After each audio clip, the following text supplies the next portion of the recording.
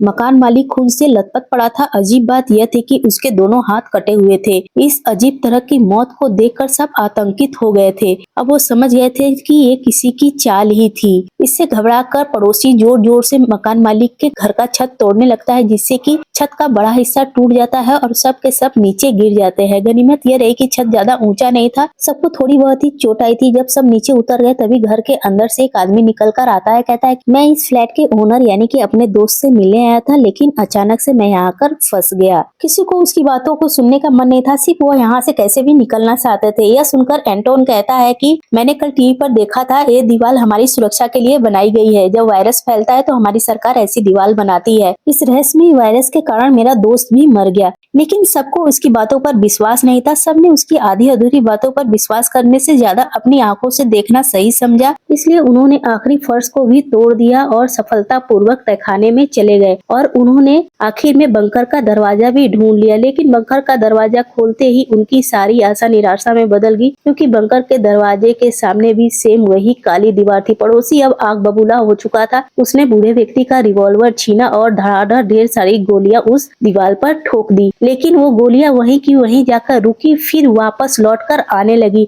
यह देखकर बाकी सब झुक गए, लेकिन वो बूढ़ा व्यक्ति तुरंत रिएक्ट नहीं कर पाया और खड़ा ही रह गया, जिससे कि गोलियां उसे लग गई। बूढ़े व्यक्ति की वहीं पर जान चली गई। इस घटना के बाद सभी ने इस काली दीवार की भयानकता को समझा और भागने का इरादा छोड़ दिया, लेकिन निक अभी भी चुपचाप नहीं बैठने वाला था। उसने सोचा कि इस काली दीवार का संबंध जरूर ही हमारे मकान मालिक से है और वहीं पर जाकर हमें कुछ पता चल सकता है। वह वापस मकान मालिक के रूम में गए और हर जगह तलाशी करने लगे। तभी निक को लगा कि मकान मालिक का ये जो ड्राइंग रूम है हमारे ऊपर के ड्राइंग रूम से छोटा क्यों है। खोजबीन के बाद उसे पता चला कि एक दीवार खोखली है, यानी कि इसके पीछे कोई कमरा है। अचानक ही पड़ोसी को एक दराज से रिमोट मिला। रिमोट को वह उलट पुलट कर देख ही रहा था। अचानक से एक बटन दबता है और उस दीवार से आवाज आती है। अब सब समझ गए थे कि यह उसी का रिमोट है।